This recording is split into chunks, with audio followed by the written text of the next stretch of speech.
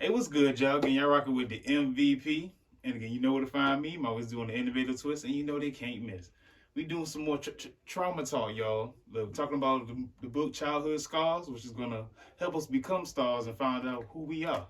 And we got, again, Miss Dr. Robertson here today, the author of Trauma Talk. I like to call her a traumaologist. Because she is an expert on trauma in many different forms. So she always comes back to Trauma Talk so we can discuss this and talk about more of her book and how it can help us become, again, better with our trauma and get through it then the right way. Well, that's a look. Another episode. We back, y'all. Let's thank y'all. Thank y'all. Let's go, y'all. We appreciate all the love and everything and the support in advance. So again, we talking about the chapter today, mental imprisonment. Yes. That's a big word right there, mental imprisonment. Yes. That's, wow. Like, just that right there, because as soon as I started that chapter, it's just like, wow. That's stuck on the title, mental imprisonment. I'm like, oh, here it goes. Yes, release. Release. It basically was saying that you in your mind, you put yourself in a jail cell.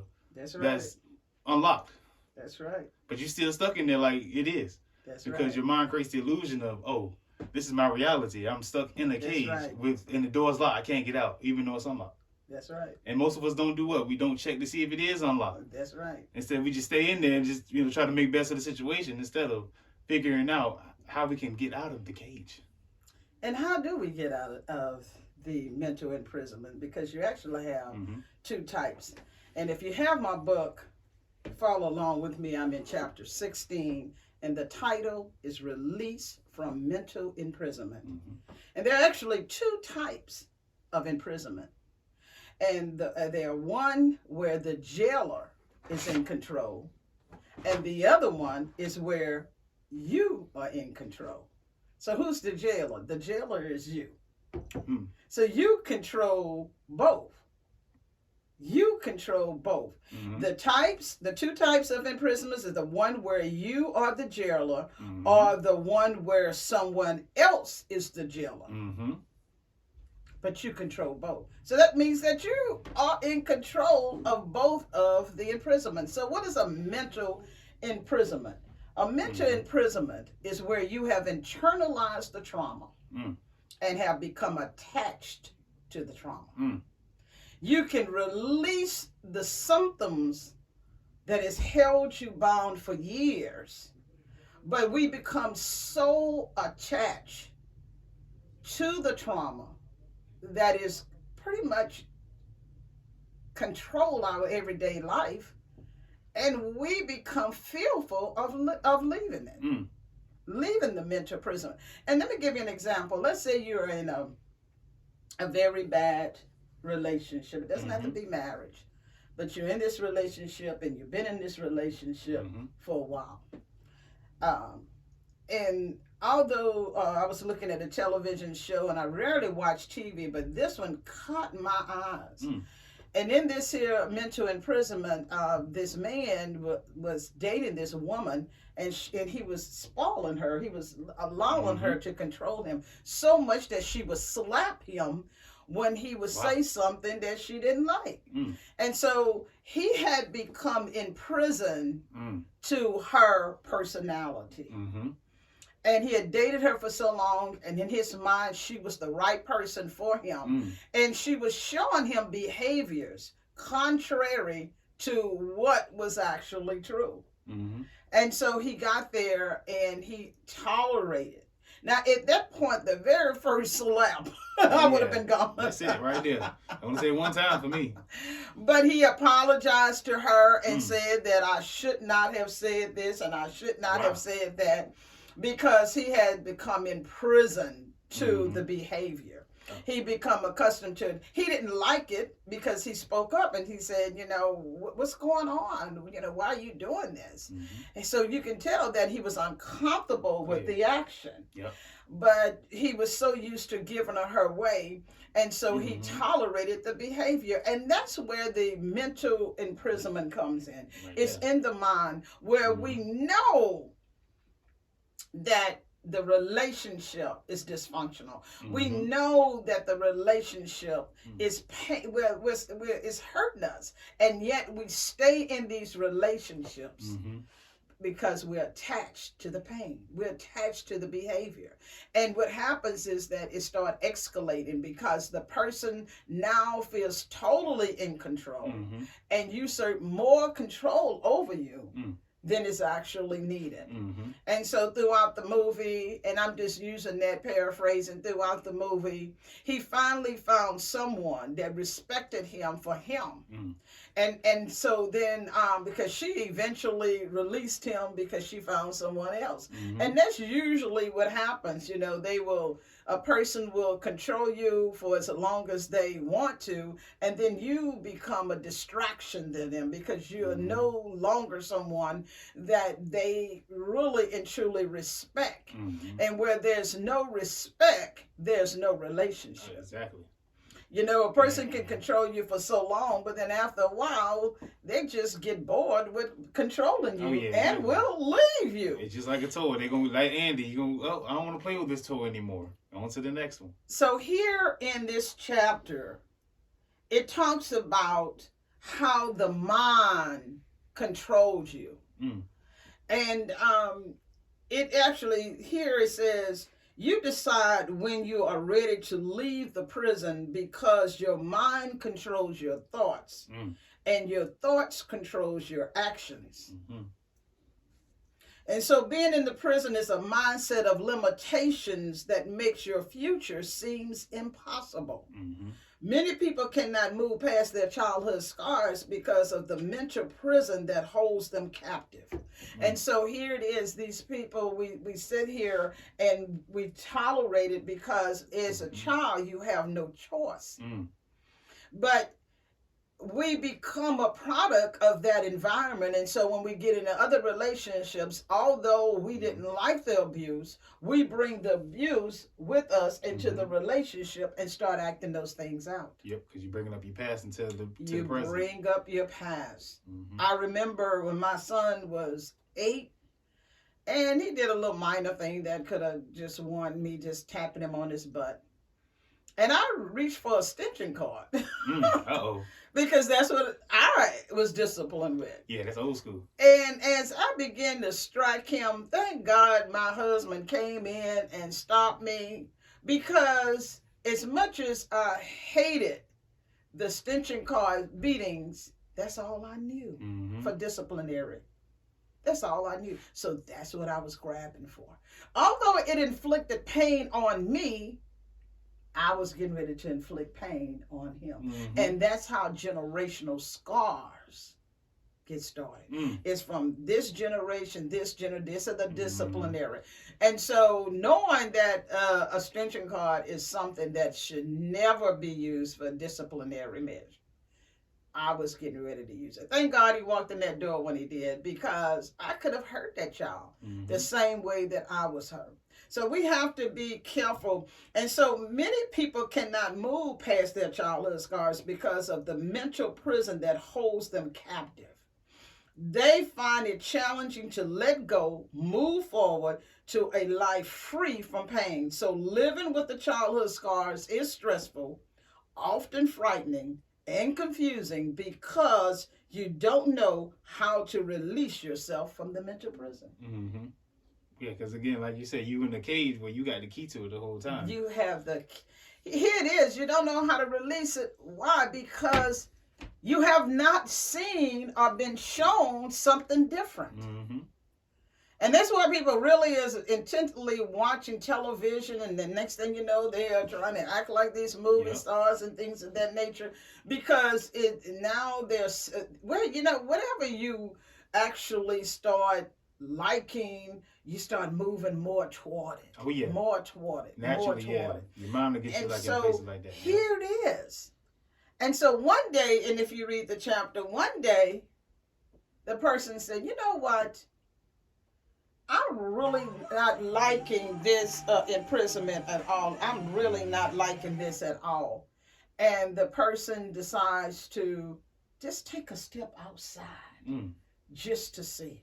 Just to see. And so once the person go outside and get a change of scenery, a change of environment, then here come the noises. The noises start shouting, you're not going to survive. You don't have enough money. You're not good enough. And then all of the voices that you've heard through childhood or heard from your abuser, you have already internalized it. And so what did the person do? The person stopped. Because the noises became so loud, they stopped and went right back to the mental prison. But one thing, when the person got back, the person thought, I had the key to go out. Got the whole entire time. The person went back, and let me see if I can find it in the chapter here, where when the person went back, leaving the prison, because once the person actually escaped, and the person started thinking about the freedom. For those brief moments of freedom, you notice that you were stronger than you imagined. How were you stronger? You were strong enough to leave an environment that did not bring you anything but pain. That's the hardest thing to do, is to leave. You left just for that brief moment. You were stronger than you imagined. The air was even cleaner. The noises in your mind were quieter.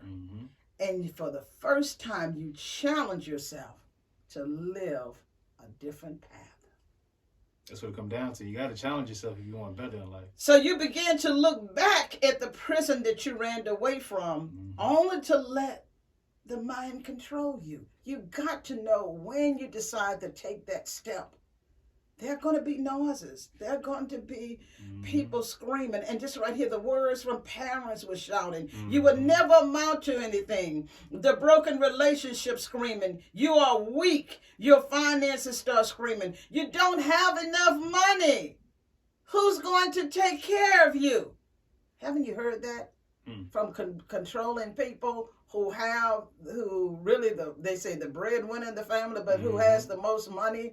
Because the one who has the most money, the relationship, control the relationship. If you two are not in oneness.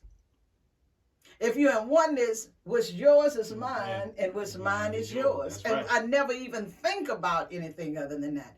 But when I control you, and because I have the money, then you're going to do what it says right here. And so the person was screaming, you don't have enough money. Who's going to take care of you? Then the person stopped and went back to the abusive situation, which we call the mental prison. But you notice something changed. You felt freedom for the first time. It might have been brief, but it was enough to change your focus. So when you change your focus, you change your direction. That's right. That's the one right there. You saw a new world, and you begin to take control of your mind, and notice that the mind doesn't control you. You control the mind. And all of your efforts to escape were successful. It might have been for a short time, but it was enough to see a different world, and you begin to feel hopeful for the first time. For the first time in your life, you felt freedom from living from the shame that comes with living in a secret world where only you know what traumatic event caused the scars in your life. Afraid of what others may think, but for those brief moments, that fear dissolved. It illuminated a path to a better life that made you stronger internally, a life that separated you from a mindset of failure, a new world to explore your strengths. You saw a stronger you, and you liked the reflection. You like the reflection. That was another thing I remember reading in the book, because it's saying like on the other side of that cell is going to be a different you working to get you out of there. You wonder why you see visions of yourself of you being successful. That's you talking to yourself, saying this is what you could do if you get out of that jail cell. This is who you could be. That's right. And that controller, that abusive person, is going to try to keep you there because they have a need of control. And a lot of times that comes from childhood, where they had a controlling parent. And so they vowed in their conscious mind, which is now the thoughts went into their subconscious mind. And so they vowed that I'm never going to be controlled again. So they try to control every relationship. They'll lure you in And once they can control you, they got you. Gotcha. And you're just trying to do everything because you don't know who you really are. Mm-hmm. So you're trying to do everything within your power to please this person. Oh, yeah. But you're never going to be able to please that person. You know why? Because you never know what that person really needs. That person has way more than one need. Way more. And you never know. So that person may have come into a relationship with you for the need of control because they need you to cook for them, clean for them, wash their clothes, have sexual relationship with them. Whatever the need is, they control because they have that need. But when they no longer have that need and they find someone else that can satisfy, they will kick you to the curb. Right on. They can take you to the curb. But what happens when you make a decision to leave that mental prison? It said here, the air became clear. Yeah, you got a taste of freedom. Even the air became clear. You now, in your mind, you're seeing a different world. And you like yourself in that world. Yeah. And see, what this book is about is you on this journey exploring the possibilities of a better life. Oh, yeah. Because once you, like you said, once you see that different world, you're going to want to see it again. It's like, even if it, like you said, you went back because of the financial fears, you went back, but you got a taste of that different world. You're going to want to get it again. That's right. That's right. You can accomplish anything you set out to accomplish. I've had people speak negatively in my life and say, you're not going to amount to anything. And I'm like, really? But now that was my motivator to say, oh, yes, I am. That's right. Some people to this day internalize that and believe it. You'd be surprised. That's why you have to be very, very careful what you say to your children. Oh, yeah. Because you're the first people, you know, that the family is the first people that really and truly you begin to trust. So if you say something negative about me, it has to be true. Yeah, it got some weight to it. It has to be true. I was always this honorary type person that I didn't believe a third of what people told me because I was one of these bookworms that I always read and had different interpretations of what something is. So you let's say life in general. If you read, they have totally different interpretations of life. Why? Because everyone that writes about it brings in their own life, which is their viewpoint. Let me read something else here. And so you realize that all of the scars you escaped, you realize that you survived them. You realize, and so here you start realizing some things outside of the mental prison. But now, again, you control it. You realize it. And so now, although you came back, you have new memories. And that's what the Childhood Scarred Workbook will help you with. It's to help you to create new memories. And so just for that brief moment, you have new memories. And so once you have new memories, you can do what? You can do a compare analysis. You can start comparing the two. And I felt better this time when I escaped because I seen a different world. Yeah. And once you see that different world, your old world now begins to dissolve because it's replaced with a new world. The workbook that I wrote will help you condition your mind and help you get a new focus and new experiences so that you can internalize a new world. And once you see that new world, what is the new world? You're in control now. Once you see that I can control my destiny. I don't have to be imprisoned by someone else because of finances. I can control it. I may have to live in a one-bedroom home apartment until I can move into a 2-bedroom apartment and then to my own home or whatever. So I am going to have to go through some stages. I have to be a little uncomfortable. That's right. But and you have to be. I was uncomfortable working on my doctorate degree. That's right. But I got my doctorate. So anything that you pursue that is new, expect a challenge. Expect a challenge. But you can overcome the challenges once you believe in yourself and become one with yourself. And so you know what it feels like now to be a survivor. because you left the mental prison. It ceased to exist. You woke up. And once you release that mental prison, all of the pain, one good thing, you release the pain. You got it out.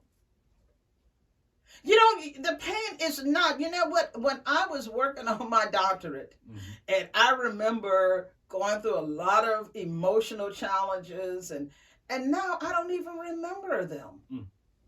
I don't even remember them. I don't even remember. I have a knowledge of the scars and the pain that I went through because I can be triggered by them, but I don't feel the pain of it as excruciating that I used to before I released it. And you have to replace the old memories with new memories in order to be able to do that.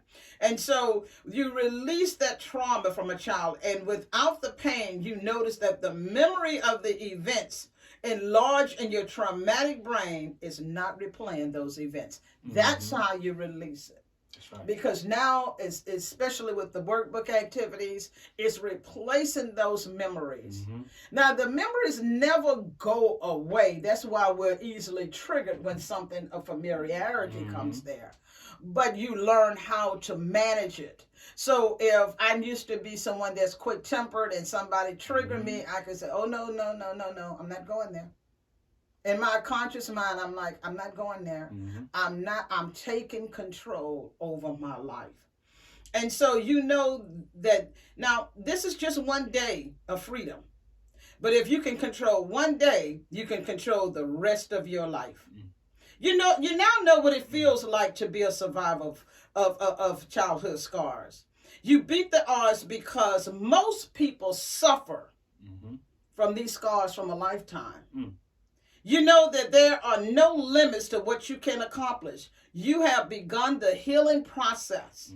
You understand that there is where you are now in control. And now once you're in control, you start believing in yourself.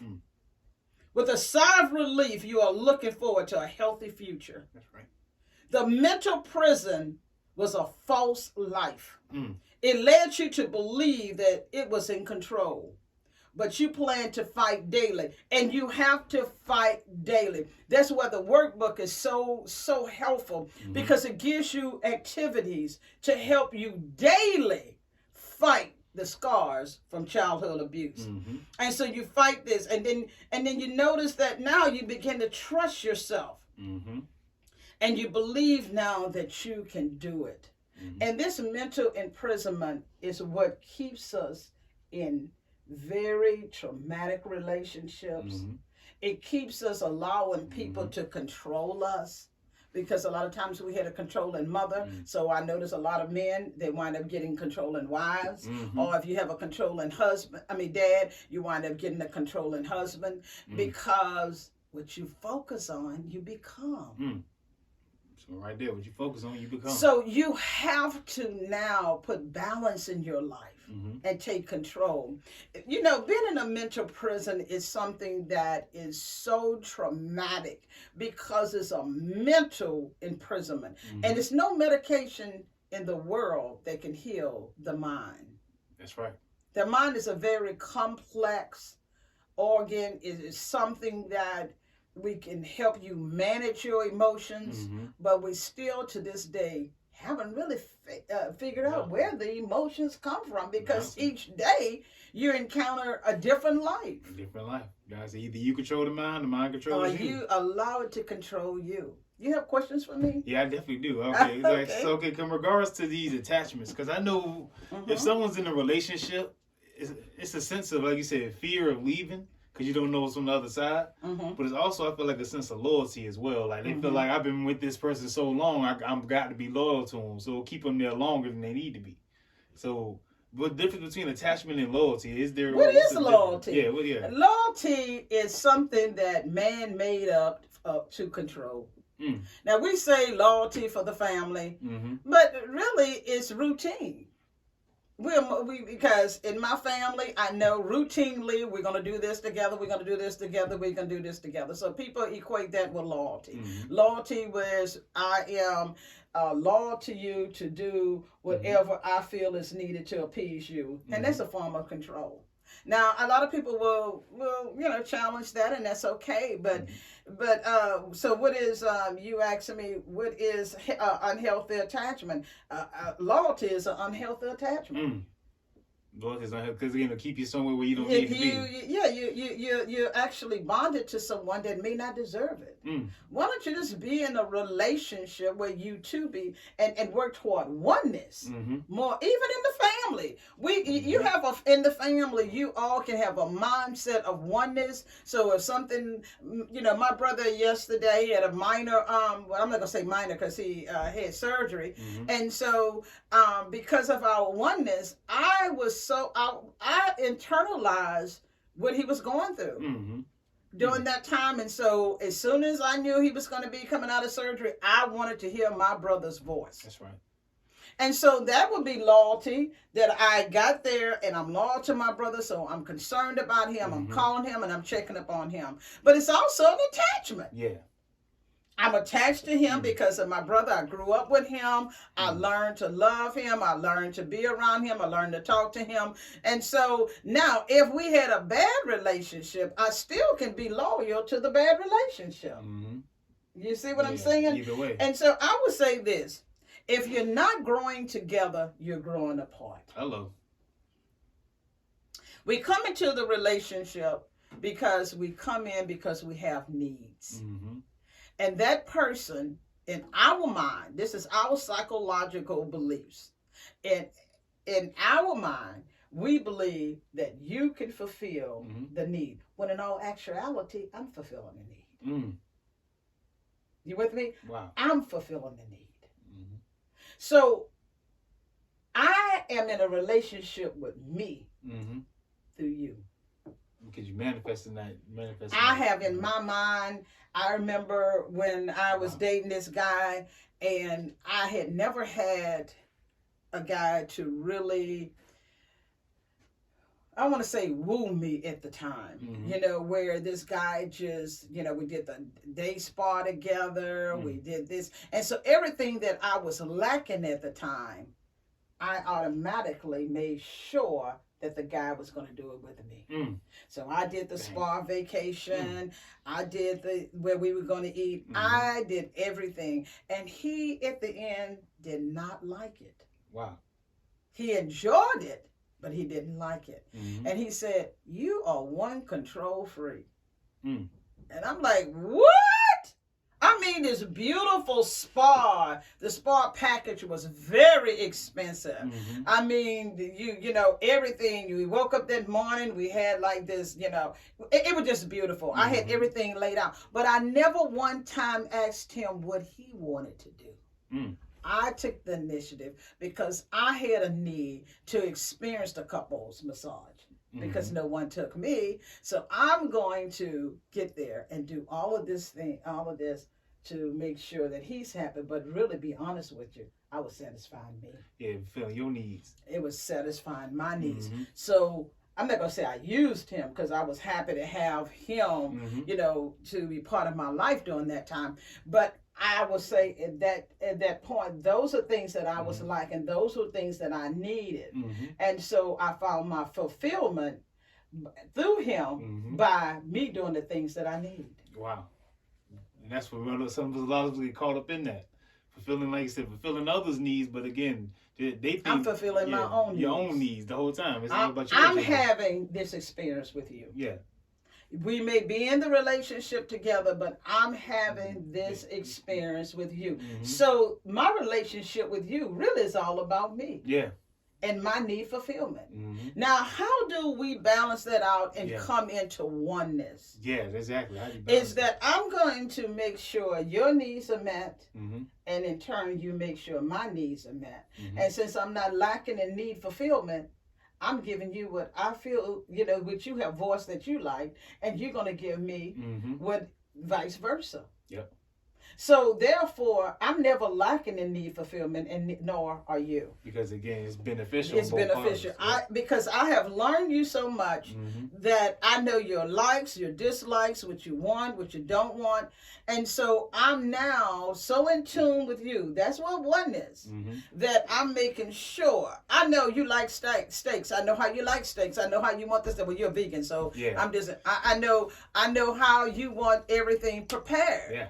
Because I've taken the time to get to know you intimately, that I know your intimate secrets, your intimate desires, and your intimate wants, and vice versa. You have taken so much time to get to know me, you know intimately what I need. Exactly. And that's how we come into oneness.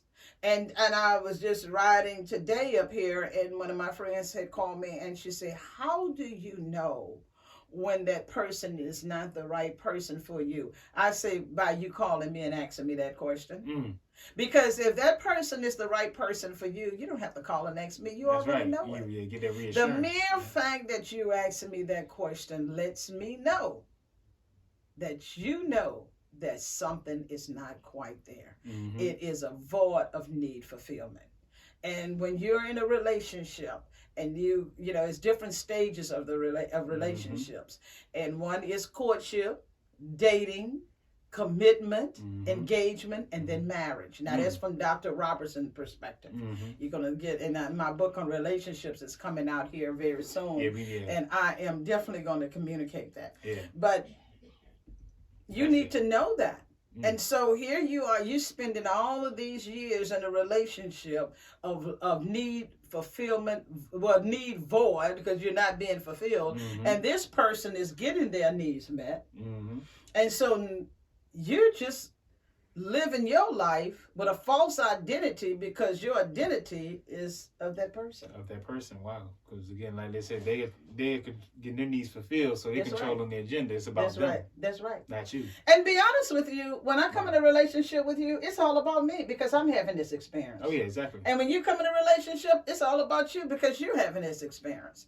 And so oneness and completeness comes when we actually get to the point where we study the other person and know what their wants, needs, and desires are. But because I'm not getting my needs fulfilled, therefore, I'm going to cut back on yours. That's right. Wow. And that's where the problem comes in. But as long as I'm getting my needs fulfilled and you're getting your needs fulfilled, I'm not even thinking about, anything other than just making sure you're happy. That's it. And when he told me, he said, you gave me a beautiful weekend. He said, but none of my needs were met. You know, he didn't want to go out. He wanted to stay in and watch television. I wanted to go out. I wanted everybody to see my new bow. I want to share him with everyone. And really, within the first stages, until we get into a committed relationship, no one should even know of him at all. Exactly. That should just be between you and him. You're not going to date somebody who's a mass murderer. So therefore, why is it that you need to let someone know? And it's okay if you meeting a new guy and you tell your girlfriends, where I'm going to go to Bahama Breeze and just call me just to check on me to see how I'm doing. I've even had women that actually go to the same restaurant just to check on it. And there's nothing wrong with that. But don't get your friends involved until the relationship is at a committed standpoint. And that means that you two have to come into oneness, and that when it's one, nothing else can come in it. That's right. But if it's not a committed relationship, then guess what? Other voices can come in, and you find yourself in a mental imprisonment. Yeah, I remember you were saying, like, you telling your girlfriends everything. You giving them the resume on your guy, so they can step right through that door, because y'all ain't committed yet. Jody didn't got your guy and gone. Now you wonder why he turned into a Rolling Stone, because you done told him everything. That is correct. You have any other one? Yeah, definitely. Because so also, again, we talking about traumatic, events and things of that nature. Like how you said it comes from the family. I've also heard a lot of, people in high places that say Steve Harvey or athletes talk about teachers as well. Yeah. Like how the teacher, he went up one day, teacher called him, asked him to write down the paper, what you want to be when you grow up. He said, I want to be on television. Yeah. And she said, what person you know that's on television? Who do you know ever seen in school that's on television? That's right. He said he remembered that for the rest of his life. Like she really that's right. gave it to him. And that's where I'm glad you brought that up, MVP, because a lot of people say, well, I really haven't had any trauma from my parents, and my parents were phenomenal, and that's great. But you can have a teacher, you can have a boss, you can have a friend, you can even have someone in the church that can say something that can cause a traumatic event for you. Because you got to remember, you're experiencing this. So no one can tell you. I've heard some people say, oh, Gary, it ain't that big. But to you, it is. So no one should ever diminish how you feel about a particular event that happens in your life. So you're correct. You have someone that focus was not beyond what Steve Harvey had in his mind. Because like with myself, I know when I was a cheerleader and I went to my cheerleader sponsor's home and I seen a different environment and I liked it. And I washed the dishes every day at home, and then all of a sudden I seen this device called a dishwasher, and I liked it. And I seen these beautiful roses that was just speaking to me, and I had never seen the different colors. I've seen red roses, but I never seen yellow and pink and purple and all of these different colors, and I liked it. And at that point, being inquisitive as a child, I asked my sponsor, and she said, get a college education, and it's going to position you to be in a place that you can be able to buy the nicer or the finer things in life. And at that moment, my life had changed. Of course, I went back home the same person. But you know what?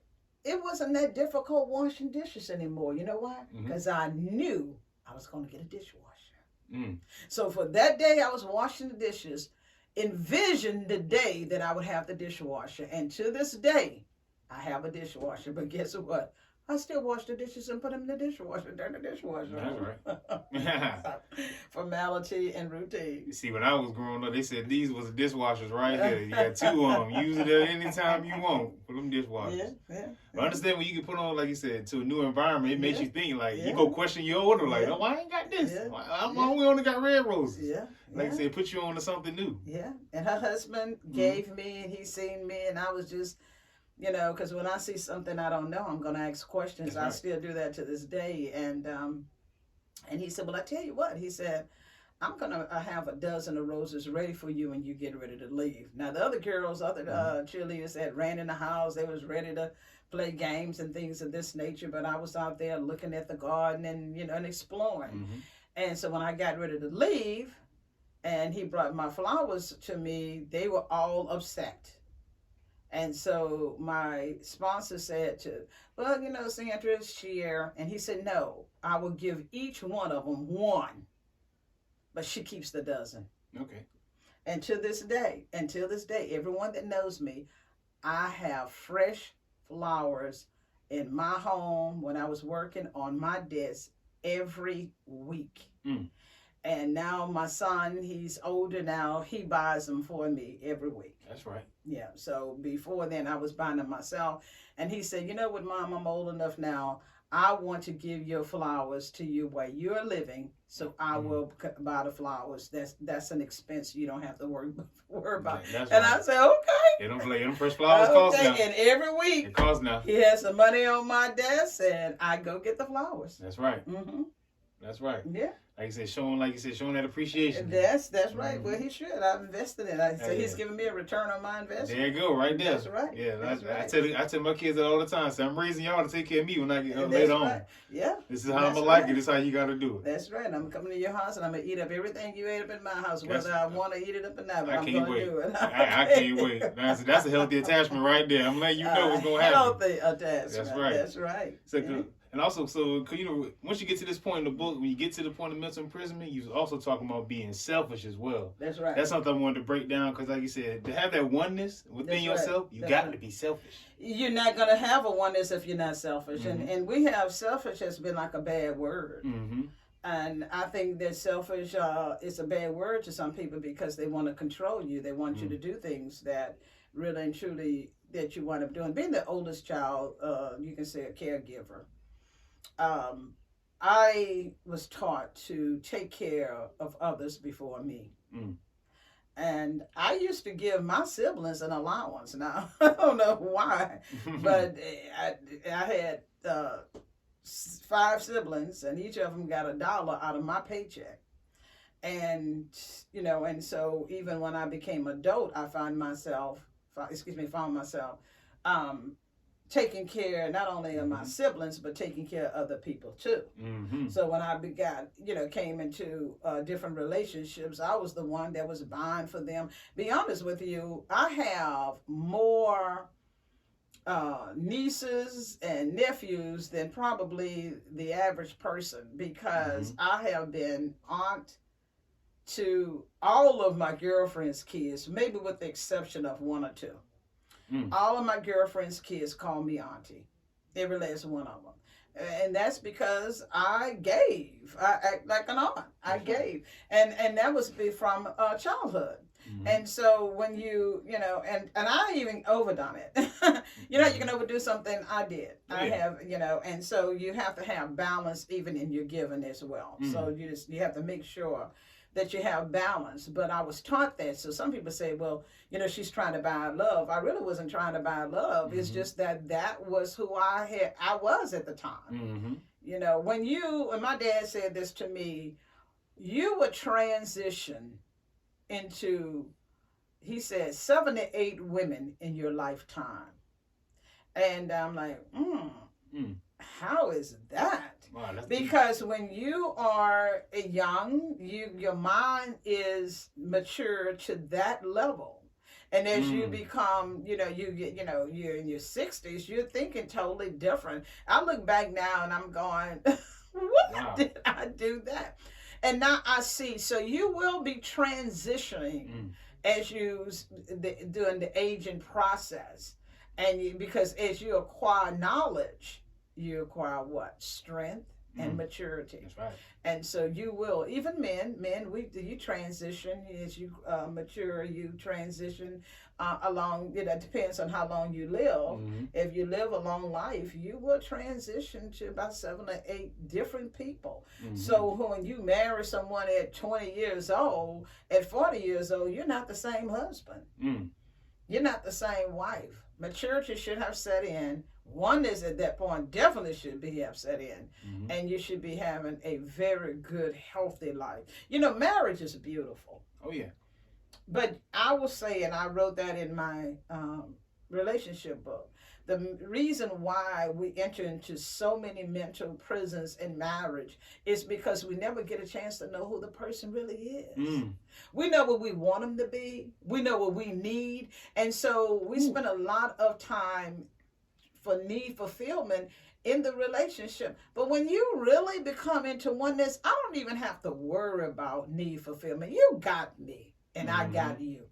And we should, when we get married, that's what we should be working toward. I told my son last night, the new marriage is not how it was before. Before, the origination of dating was because, and having a partner was for procreation, to replenish the earth. Now it's partnership. Yeah. Now it's partnership. And so everyone said, I don't really like that word. Yeah. But this is the new marriage, partnership. Yeah. And you want to get someone, you want to actually attract someone and marry someone that you can grow, develop, and definitely I can tell a healthy union when I look at what you have accomplished when you hit 50 and 60 years old. If you're still trying to make things work, you two were not the right fit. But if you are the right fit, by the time you get to 50 years old, you have a portfolio, a financial portfolio for success. You two have come into the oneness. You're no longer doing the little struggle of things that you go through when you're young. And you're living a very healthy life. But when you're still struggling financially, you know that you and that person were not a perfect fit, because when you get into your Yeah. 50s and 60s, it really should be smooth sailing until you be able Yeah. to, leave here. Yeah, transition out of life. Yeah, Transition out. Yeah, I understand what you're saying, because again, like you said, you don't know, because it's signs that it's a healthy relationship. That's right. Financially, it'll be some security. That's right. Because if y'all, I've never understood how you could be in a relationship and both of y'all still broke. You're broke because you have broken focus. Broken focus. I like that. Yeah, broken focus. Because you didn't come into the relationship from a partnership standpoint. Oh. You have to come in from a partnership standpoint. Gotcha. Everybody want to come in and think about having babies, and that's okay. Yeah. Because you want to, even in having children, that's your investment. So you want to invest in them. Look at Tiger Woods. His son is playing golf. This is a young kid. Mm-hmm. Why? Because one day he know he's going to retire. He want to make sure this child is, can sustain himself. But That's also, if something happened to him, he can take care of him, so his lifestyle won't change. Exactly. We talk about the Kardashians and all of that stuff, but I think Kylie Jenner's little girl is worth she $10 million, and Beyonce's little girl is probably a billionaire. And so why is that? Because they know the right tools, and everyone says, they exploiting them. But no, they're really not. Because, I do believe letting the kids play and have a good time and not all work. But you have to think. So when you're coming into, we're getting ready to get married, the very first thing we need to think about and talk about is where are we going with this relationship. First thing. That's the first thing. Yeah, that's the future. Where I want to know about your future. I want to know where you see yourself going, and then I want to know how you see me fitting into where you're going. Because I have to fit into where you're going, and how, so I'll know my role from the beginning. That's a good, yeah. The whole problem is that, guess what? I don't know my role, so I'm just wandering around for years, and then here we are in our 60s, and we're struggling. That one really got me right there. Like you said, you got to, what role are you playing in somebody's future? Because as a man, you got to be within your purpose in life. That's the only way you'll be happy. That's right. And if a woman or a significant other don't fit into that purpose, it's never going to work. And that's why you all date multiple women. Mm-hmm. Because I'm not the fit. I'm not the person that you see your future. Men marry for, they say purpose. Men marry for future. Yeah. They don't marry for love. Ladies, let's get this out. They say, I love you, I love you. Men marry women that make them feel good about themselves and that they see a future with. Women marry because they love them. Yeah, that's a fact. We love you. Mm-hmm. Okay, I love you, but now where we going? Yeah, I just found out about the 4 pillars of security for women. They're looking for financial security. That's right. Spiritual security. That's right. Physical security, and also emotional security. That's right. So I just wanted to get your take on that. Is that really yeah, because that's what love is. Wow. That's what love is. Wow. So if I love you, those are the things that but see, I have those expectations of you, but I don't communicate it. I have to communicate that. But see, you already know what it is, so you coming in, and that's what these books are for, is to give you an awareness of knowledge, so that when you get in these relationships and you see certain behaviors, you know what you're dealing with. Some people, they get in these relationships and they arguing and fighting. Well, you know what? If you come from that girl came from an environment where that's what her mom and dad have done pretty much all of her life. That's what she's going to do with you. I remember when I fell in love, the very first thing he said to me was, "I'm not going to have a woman that I have to fight every day." So if that's your love language, let me bow out now. Because I cannot be in this type of relationship with the arguing and the fighting every day. And he said to me, it has to stop now, not tomorrow, right now, if you want to continue a relationship with me. And if it doesn't stop, then I'm out of here. And something else happened that triggered me, that I wanted to argue with him, but I remembered what he said, that he was out of here. And I believed him. And so guess what? I stopped. Because I wanted him. And he just told me that if I didn't, he was gone. And one thing about men, when they say something, they mean it. Yeah. Now, women will say something, I'm not going back to him, and you'll go back to him 101 times. Yeah. But men say, I'm not coming back. And they don't. Yeah. And it's nothing you're going to say or do that's going to convince them unless they have a need that no one else can fulfill. And then they'll come back for that need. But if they have, the woman can fulfill it, they're not coming back. And there's nothing you can do. And I believed him when he said that, and I stopped. My son said, Mom, I don't like you hollering and screaming at me. If you want to continue a relationship with me, I'm an adult now, you're going to have to stop the screaming and hollering. That's something I hate. But I was doing the same thing. Yeah. And so I stopped. So when someone tell me that they can't stop a behavior, that's not true. You can manage your emotions if you know what the consequences to your action is going to be. If I know you're going to leave me if I don't, I'll stop. And if I'm not stopping, that means I have no respect for you whatsoever. Exactly. And that's why you have to be consistent. Wow. You have to be consistent. If you say something, you have to do it. You have to mean it, regardless. You know, I've had relationships where before I got married, I had relationships where I had strong feelings for the person, but I told them, I'm not going to tolerate this. I'm not going to run behind you. The person wanted me to continue to run behind them, and I was out of there. And once I left, that was it. I wasn't going back because I knew what life with that person was going to be, and I didn't like that. So we have to understand how these mental prisons get started. Yeah. It doesn't always get started because someone sexually molests you, or your dad beat you, or or someone actually screamed at you. It starts in a lot of ways. You can be in a meeting and your boss can talk down to you, and that can cause a scar. Yeah. We say childhood, but it's a scar. It's an adult scar. So you can have traumatic events happen to you throughout your life. If it's something of familiarity, we call it triggers because we a lot of times react before you think. Yeah. But once you mature and you start managing those emotions, you start doing what? You start being able to control yourself a whole lot better. Now, some people will control themselves when the boss scream at them, but go home and scream at their children or their spouses or whatever. So you have to manage your emotions internally and get control of yourself. Mental imprisonment is really something that we struggle with, every one of us, on a regular basis. Every day. Mental imprisonment, because what you internalize, no one is going to be able to control. You and I can both be in a meeting, and our boss, and I don't like to call them bosses, I'm like leaders, but that's just what everyone says. That's a term. The term bosses are for some reason because, and they came in bosses came in because we had a lot of uneducated workers, unskilled workers, and so they needed people to boss them around and tell them what to do.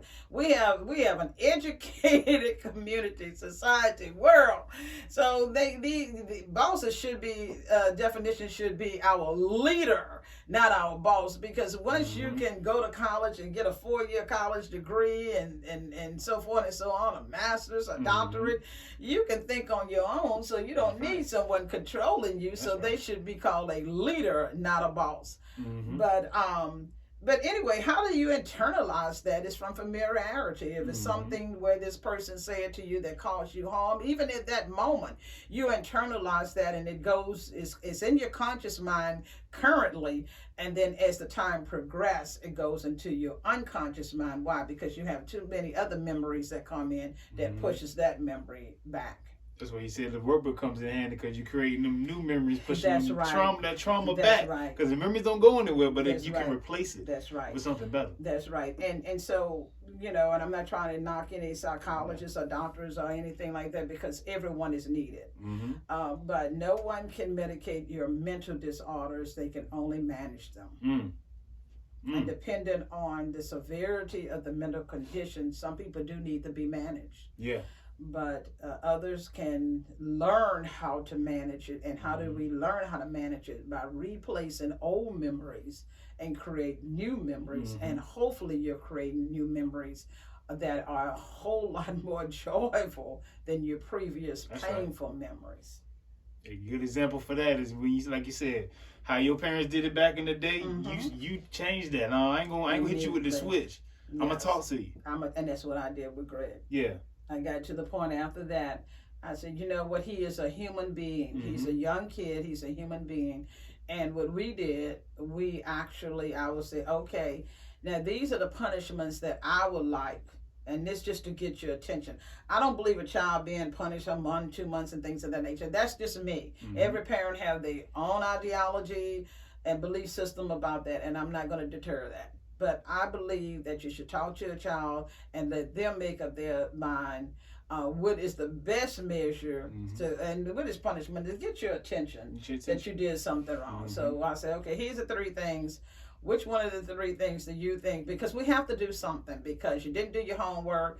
You wind up getting an F on this paper, and we have to do something to let you know that getting an F is not going to be acceptable in this house. That's so right. Tell me, what are the 3? Of course, you're going to say, no TV for an hour. Yeah, there you go. Okay, no TV for an hour, not going outside to play with the neighborhood kids, and you won't have your favorite treats. So no TV for an hour. And you know what, and I chuckle about that because that let me know that this kid is going to go with the least resistance, and that is not bad. Right there. And so, okay, no TV for an hour. All right, so we did that. And then the next time I made it to the point where it'd be a little bit more challenging to get his attention. But you should talk to your children. And then we used to always have like a monthly family time where we all come together as a family, and he tell me things that he didn't like about me, my husband, and we told him things we didn't like about him.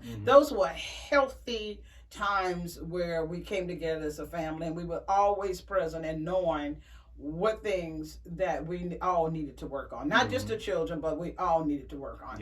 Because the majority of the mental imprisonment comes from childhood. And so if you can, the more you can raise a healthy child, the better off it's going to be for you overall. Yep. Anything else? Nah, let's see. We get down to the final thoughts here, y'all. Because we just want to know, is any other final things that you want to speak on in regards to, just mental imprisonment, or again, just up to this chapter? Because if you got to the mental imprisonment chapter, you read up to that. Yes, it's chapter 16. So now you have you got a good idea where you at. 2 chapters to go. Yeah. I would say keep reading. Keep buying my books. That's right.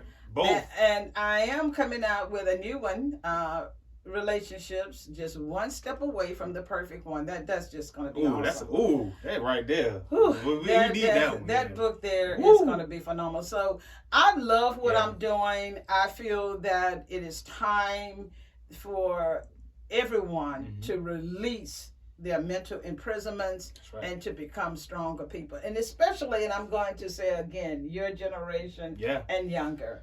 Because we need strong leaders. And you cannot be strong dealing with mental issues, because the mental issues is going to always win. You have to learn how to manage your emotions. You have to replace the thoughts with new and better thoughts. And that is a process and is on. And these books right here, The Childhood Scars, Release from Pain, the book is going to introduce you to a new life. It's going to teach you different things about trauma. But it's not just a trauma book. It's a book of life, enlightenment, and so that you can really learn some of the things that, and understand what triggers are, and learn some things that's going to help you in your everyday life. And this workbook gives you so many healthy activities that you can do in the healing process. And so, we're going to do another trauma talks in about 2 weeks, and we're going to cover the book and some things from the book. And as you can see, MVP and I, we just have us a nice little chat and invite y'all in. This my therapy sessions right here, y'all. Y'all don't even. I told you I call her a traumologist, like professional. I'm telling you, again. That's why we say this book right here is going to help you become a star, become better in who you are, because it's going to help open doors for you in your mind. Like, whoa, really, I got a key to that gate the entire time. Replace that fear with faith. That's right. That's the main, because a lot of us fear leaving these situations, again, because financial fears, it could be you don't know what's on the other side. But when you see that different world and you get a taste of that good air, you're going to come back for it. Yes, you will. Yes, you will. And how do I get these books? You can get them at auntiesand.com. Yep. You can also get them, and that's my website. And you can order the books there. You can order the books on Amazon. You can order you can order them on Amazon, Barnes and Noble. Yep. You can cash out me at $ Sandra G Robertson, no spaces. And I will, and first of all, email me. Please don't forget that, because someone they cashed out me and they didn't email me, and so I got money that I have not, spent at all, because I want to make sure that I give you the book. So please send me your address, and send it to sandrob3@verizon.net. Again, sandrob3@verizon.net, and give me your address. And I will have my secretary mail the books out to you immediately. We got a lot. We got a couple of them in stock. They go real quick. They go real fast. But you have to email me. And I don't know who it was, but I still got your money. I haven't used it. I know. And because I think after 30 days, it automatically releases it back to the sender. So we haven't even released it. But making sure that if you want the books, you're going to have to give me your address. And you can give me your address by going to sandrob3@verizon.net. Right. This was a good session. This is a good session. Look, again, we here again with your favorite Auntie Sam. With Dr. Robertson. Again, I'm the MVP, and this is Trauma Talk, y'all. Again, we got more coming at you, discussing the book Childhood Scars. Now, as help us become stars, and again, become who you are. Again, I want to thank you again for joining us for this session, and the support and love. And thank you. And welcome. Until next time, I know the word said with me. Stay blessed, don't stress, and God will handle the rest. Amen. Until next time, let's go. We out, y'all. All right. All right. This was great. It's always good. You're such a phenomenal person to talk to, so I really appreciate it. I really appreciate that, look, because I see